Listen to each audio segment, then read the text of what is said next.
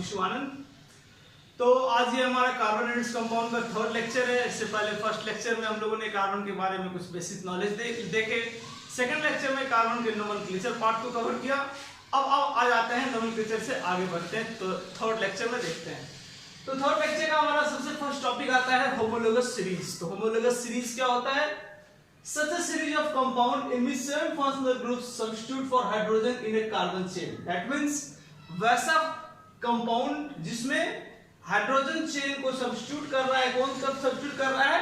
Functional group. तो functional group के बारे में हम लोग पहले भी पढ़ चुके थे, अपने जब मैं नोमेनक्लेचर पढ़ा रहा था तो आप लोगों को फंक्शनल ग्रुप के बारे में बताया था। चार फंक्शनल ग्रुप हम लोग पढ़े थे। अल्कोहल पढ़े थे, एल्डिहाइड पढ़े थे, कीटोन पढ़े थे और कार्बोनिलिक एसिड पढ़े थे। तो ये चारों फंक्शनल ग्रुप है जो कि कार्बन चेन में हाइड्रोजन को सब्स्टिट्यूट करता है। और उस जब वो कोई भी फंक्शनल ग्रुप कार्बन चेन में किसको सब्स्टिट्यूट करेगा? हाइड्रोजन को सब्स्टिट्यूट करेगा, तो वो सीरीज कहलाएगा होमोलोगस सीरीज। तो ये जो फंक्शनल ग्रुप है इसके बारे में मैंने आपको पहले भी बता चुका हूं कि फंक्शनल ग्रुप जो है वो बताता है किसी भी कार्बन का जो कोई भी नंबर ऑफ चेन कितना भी बड़ा हो, ये इसका प्रॉपर्टी नहीं बताएगा। प्रॉपर्टीज कंपाउंड का क्या बताएगा? तो लास्ट में यहाँ पे कौन सा फंक्शनल ग्रुप है अवेलेबल। अगर यहाँ पे OH हो गया तो ये इसका अल्कोहलिक प्रॉपर्टी हो गया। अगर यहाँ पे OH नहीं हो गए, यहाँ पे C डबल बॉन्ड O हो गया, इधर C हो गया, तो ये कहलाएगा कीटोन।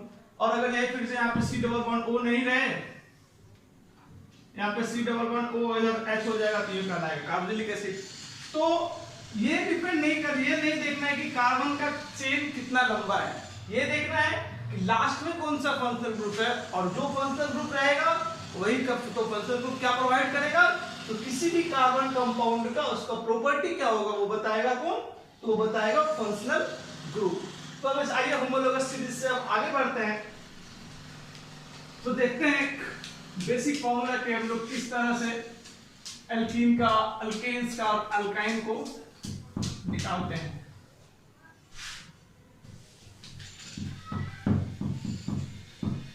तो चलिए सबसे पहले हम लोग देखते हैं अल्केन्स।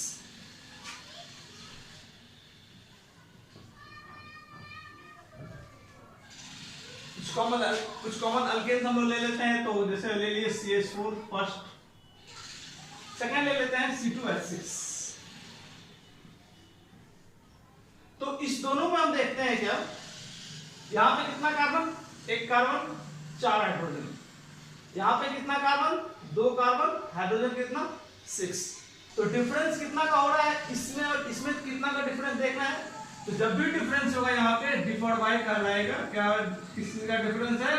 तो डिफाइड बाय एक कार्बन C और कितना हाइड्रोजन? तो 4 हाइड्रोजन यहाँ है, 2 हाइड्रोजन यहाँ है, तो डिफाइड बाय CH2।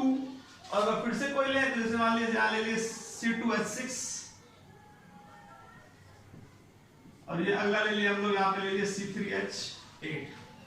तो ये भी क्या, इसमें भी देखिए कार्बन यहाँ पे 2, यहाँ पे कार्बन 3, एक कार्बन एक्स्ट्रा है, हाइड्रोजन यहाँ पे 6, यहाँ पे 1, यहाँ पे 2 हाइड्रोजन एक्स्ट्रा है। तो फिर से ये भी कहलाएगा differ by CH2।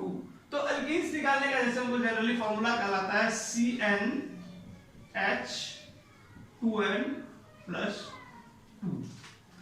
CnH2n+2 alkanes का फॉर्मूला हम लोग अल्केन कोई बता देगा। जैसे मान लीजिए कह दिया number of carbon 2, number of carbon ले लिए 2।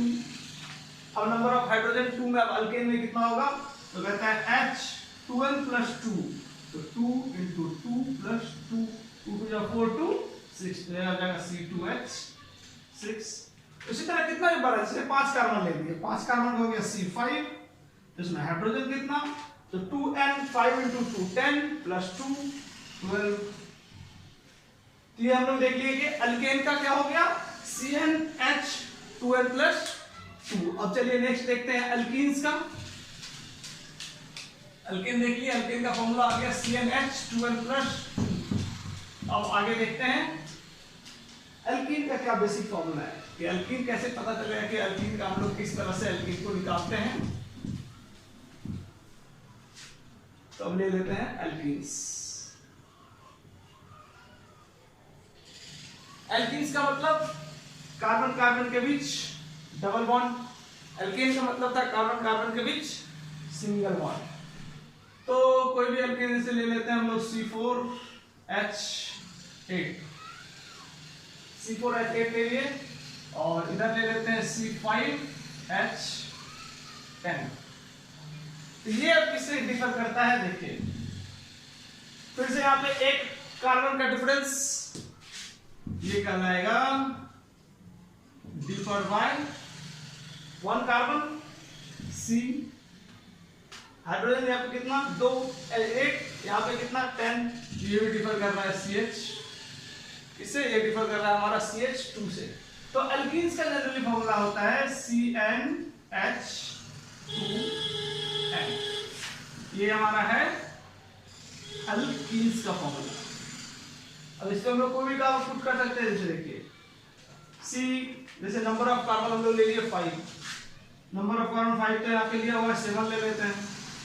तब जैसे हम लोग कहा 7 कार्बन के चेन में कितना हाइड्रोजन होगा, अगर वो अल्कीन्स रहेगा तो हम लोग को फॉर्मूला पता है CnH2n, तो CnH2n 7 2 14।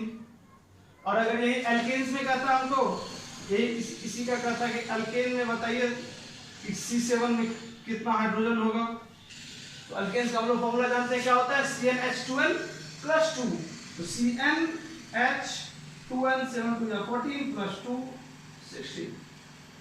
तो देख लिए हम लोग यहाँ पे कि अल्केन का देख लिए, अल्कीन का देख लिए क्या क्या है जनरल फॉर्मूला। अब देखते हैं चलिए अल्काइंस का।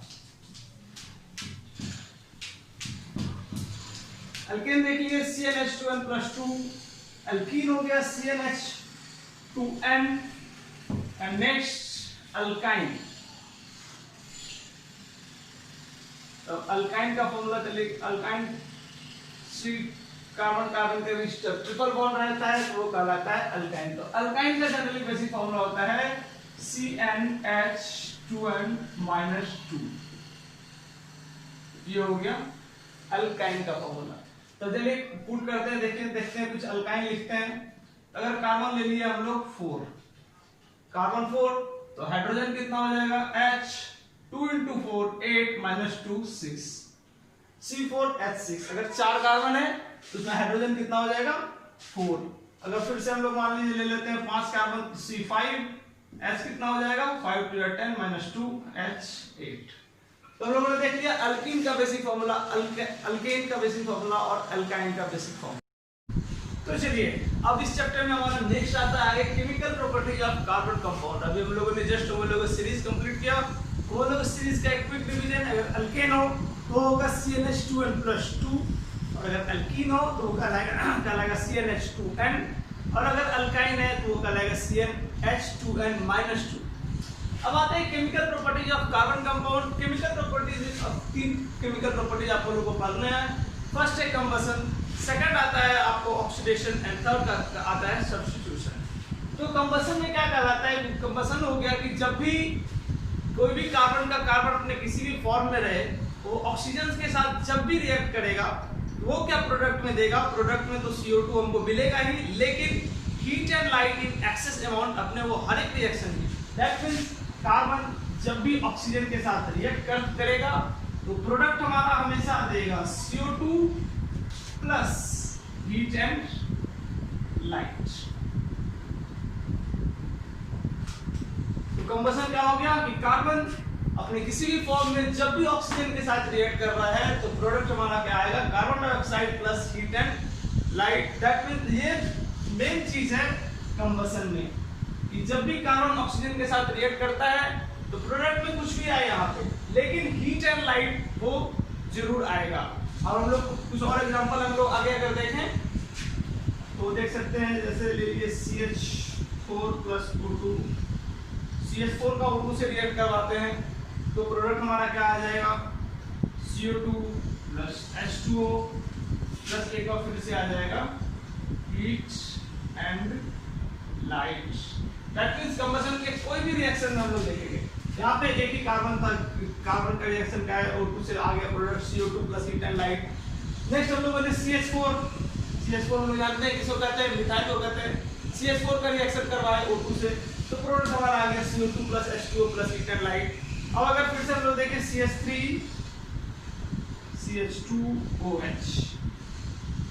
कोई भी कार्बन कंपाउंड को हम लोग ले लेते हैं और उसको ऑक्सीजन से रिएक्शन करवाते हैं तो प्रोडक्ट हमारा हमेशा आएगा CO2 plus H2O plus heat and light.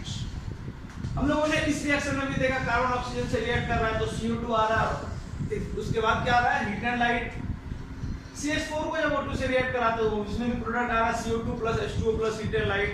जब CH3 CH2OH को जब O2 से रिएक्ट कराते हैं इसमें क्या हो रहा है, क्या प्रोडक्ट आ रहा है CO2 plus H2O plus heat and light. तो हम लोग देख लिए कि कंबसन रिएक्शन में कंबसन क्या है, कार्बन का वो प्रॉपर्टी है कि जब भी कार्बन अपने किसी भी फॉर्म में जब भी वो ऑक्सीजन से रिएक्ट करेगा तो प्रोडक्ट में तो CO2 रहेगा ही रहेगा और CO2 के अलावा उसमें हीट एंड लाइट हमेशा कार्बन के फर्स्ट प्रॉपर्टी केमिकल कंबसन में वो अवेलेबल रहेगा। तो चलिए कंबसन का एक छोटा सा पार्ट आपको बता दें। जैसे हमने ना हम लोग देखे थे सैचुरेटेड एंड अनसैचुरेटेड कार्बन देखे थे।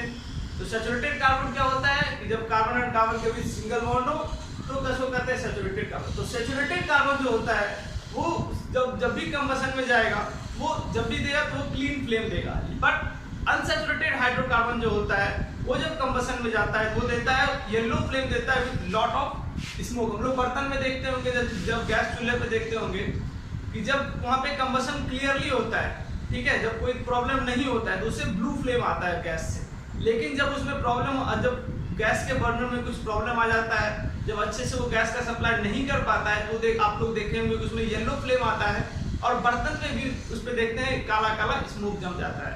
तो क्यों जम जाता है, क्योंकि वो वहाँ पे उसका अच्छे से गैस सप्लाई नहीं हो रहा है, वो अनसैचुरेटेड हाइड्रोकार्बन हो जा रहा है। तो चलिए अब कार्बन कंपाउंड का केमिकल प्रॉपर्टी नेक्स्ट देखते हैं आता है ऑक्सीडेशन। अभी हम लोगों ने कंबसन में देखा कि कार्बन जब भी ऑक्सीजन से रिएक्ट कर रहा है तो CO2 plus heat and light दे रहा है। लेकिन अब इसमें ऑक्सीडेशन में क्या होगा कि कोई भी कंपाउंड जब वो रिएक्ट करेगा किससे, अल्कलाइन KMnO4, ये हो गया अल्कलाइन KMnO4 हो गया पोटासियम परमैंगनेट, पोटासियम परमैंगनेट,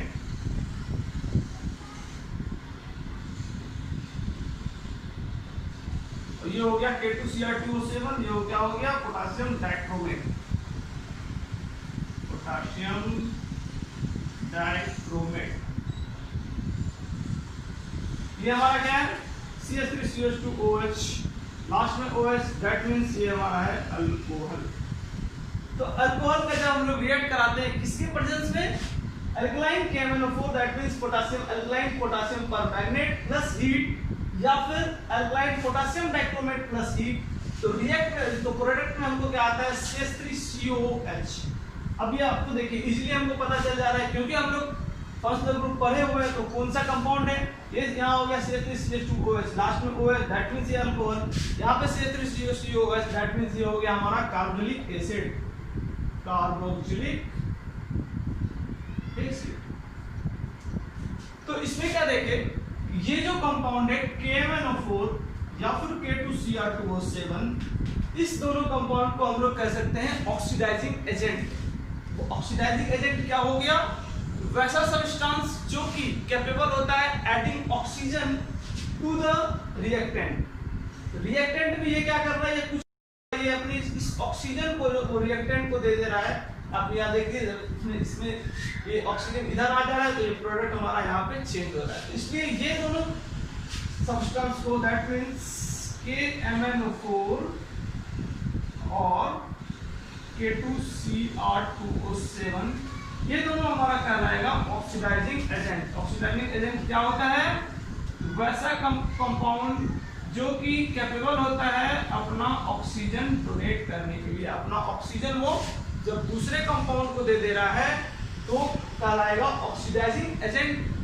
तो हम लोग ऑक्सीडेशन देखिए, ऑक्सीडेशन में क्या देखिए कि जब कोई भी कंपाउंड हो कार्बन का, तो हम लोग एग्जांपल में अल्कोहल ले लेते हैं CH3CH2OH, वो जब रिएक्ट करता है किससे, अल्कलाइन KMnO4 और alkaline K2Cr2O7 in the presence of heat, then the product will be CH3COOH which is carboxylic acid. तो चलिए अब नेक्स्ट केमिकल प्रॉपर्टी आता है हमारा सब्स्टिट्यूशन रिएक्शन। सब्स्टिट्यूशन रिएक्शन क्या कहलाएगा when one type of atom or group of atom take the place of another, that means जब कोई भी एक टाइप ऑफ एटम रहे या फिर वो उस टाइप के ग्रुप ऑफ एटम्स रहे, वो जब दूसरे एटम्स को रिप्लेस करके वो खुद अपने उसको प्लेस ले लेते हैं तो वो कहलाता है सब्स्टिट्यूशन रिएक्शन। ये सब्स्टिट्यूशन रिएक्शन सेम उसी टाइप का है जो हम लोग पढ़े थे फर्स्ट चैप्टर में, केमिकल रिएक्शन में पढ़े थे हम लोग डिस्प्लेसमेंट रिएक्शन। डिस्प्लेसमेंट में क्या था, तो एक प्रोडक्ट एक जो हायर कंपाउंड रहता था वो लोअर को रिप्लेस कर देता था। लेकिन इसमें क्या है, इसमें बस थोड़ा सा अंतर है, when one type of atom or group of atom take the place of another, this is which is called substitution reaction। Example में हम लोग देख सकते हैं CH4। CH4 जब क्लोरीन के साथ रिएक्ट कर रहा है तो प्रोडक्ट हमारा क्या आ रहा है, CH3Cl plus HCl। तो इसमें कौन किसका जगह लिया, चलिए देखते हैं। यहाँ पे है CH4 हो गया, दैट मींस CH4 हो गया। यहाँ पे क्लोरीन है, कितना क्लोरीन है, तो 2 क्लोरीन है, तो Cl2 हो गया, ठीक है। अब क्लोरीन क्या कर रहा है, इसको रिप्लेस कर रहा है, यहाँ से एक हाइड्रोजन को रिप्लेस कर रहा है, वो खुद आ जा रहा है। तो ये यहाँ से एक हाइड्रोजन को रिप्लेस कर दिया तो ये हो गया CH3Cl, दैट मींस CH और यहाँ पे आ जाएगा Cl। और फिर इसका जो एक हाइड्रोजन था जो कि यहाँ से निकला और इसका एक क्लोरीन बच गया, तो ये दोनों आपस में जाकर उधर कंबाइन हो जाएगा, ये हो जाएगा HCl। ये क्या हो गया हमारा HCl। हम लोगों ने देखा कि किस तरह से एटम एक दूसरे को यहाँ पे सब्स्टिट्यूट कर रहा है। तो इस प्रकार से हम लोगों ने देख लिया कि कार्बन कंपाउंड का तीनों केमिकल प्रॉपर्टी। फर्स्ट प्रॉपर्टी क्या था, फर्स्ट प्रॉपर्टी था कंबशन। कंबशन में हम लोगों ने क्या पढ़ा कि कार्बन जब भी ऑक्सीजन के साथ रिएक्ट करेगा तो प्रोडक्ट में कार्बन डाइऑक्साइड तो रहेगा ही, लेकिन साथ में excess of heat and light रहेंगे। सेकंड हम लोगों ने देखा ऑक्सीडेशन। ऑक्सीडेशन में देखा कि अल्कोहल का रिएक्शन अगर हम लोग पोटेशियम डाइक्रोमेट या फिर पोटेशियम परमैंगनेट के साथ करते हैं तो रिएक्शन में हमको कार्बोनिलिक एसिड आता है। थर्ड हम लोगों ने देखा सब्स्टिट्यूशन रिएक्शन। सब्स्टिट्यूशन रिएक्शन में क्या देखा कि एक एटम को जब दूसरा एटम रिप्लेस कर देता है तो हमारा कहलाता है सब्स्टिट्यूशन रिएक्शन।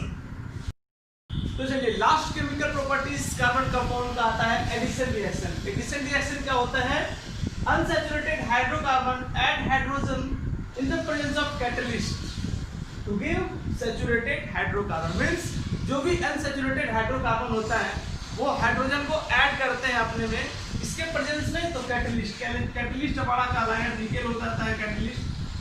जब कैटलिस्ट के प्रेजेंस में कोई भी अनसैचुरेटेड हाइड्रोकार्बन हाइड्रोजन को ऐड करता है तो वो क्या प्रोडक्ट में देता है, सैचुरेटेड हाइड्रोकार्बन। और हम लोग कैटलिस्ट में पैलेडियम जो हो जाता है कैटलिस्ट है। तो चलिए एग्जांपल देखते हैं। ये हमारा हो गया कोई भी जहां पे कार्बन कार्बन के बीच double bond, that is this is an unsaturated hydrocarbon. तो ये जब पैलेडियम के प्रेजेंस में अपना रिएक्शन करता है, पैलेडियम हो गया, फिर निकेल के प्रेजेंस में रिएक्ट करता है तो प्रोडक्ट हमारा देखिए ये क्या आ रहा है, ये 2 और हाइड्रोजन को आपस में ऐड कर दे रहा है। किसकी प्रेजेंस में क्यों कर रहा है ऐड, क्योंकि यहाँ पे ये कैटलिस्ट है। कैटलिस्ट के कारण ये यहाँ पे था कार्बन और कार्बन के बीच डबल बॉन्ड, और इसलिए क्योंकि यहाँ पे जब डबल बॉन्ड है तो यहाँ पे हाइड्रोजन नहीं है इसमें। तो यहाँ पे अगर देखना है तो सारे इस दोनों कार्बन के बीच क्या है, सिंगल बॉन्ड है। सिंगल बॉन्ड किस तरह हो गया, क्योंकि ये 4 तो प्रेजेंट पहले से था, यहाँ पे ये 4 एक्स्ट्रा क्या आया, ये 2 हाइड्रोजन इसमें एक्स्ट्रा आ गया। क्यों आया, क्योंकि ये इस कैटलिस्ट के कारण यहाँ पे 2 हाइड्रोजन एक्स्ट्रा आ गया, इसलिए इसका नाम आता है एडिशन रिएक्शन। क्यों आ गया, unsaturated hydrocarbon which add hydrogen in the presence of catalyst to give saturated hydrocarbon। That means कोई भी जब unsaturated हाइड्रोकार्बन है वो जब कैटलिस्ट के प्रेजेंस में आता है वो क्या कर देता है, उसमें हाइड्रोजन को ऐड करता है, और हाइड्रोजन को ऐड करने से क्या होता है, वो जो कंपाउंड अनसैचुरेटेड रहता है वो चेंज किसमें कर जाता है, सैचुरेटेड कंपाउंड में। तो आज का लेक्चर हम यहीं पे एंड करते हैं, इसके आगे का पार्ट नेक्स्ट लेक्चर में करेंगे। अगर आपको वीडियो में कहीं कोई डाउट है तो आप लोग कमेंट कर सकते हैं, और वीडियो अच्छा लगे तो please do like share and subscribe. Thank you.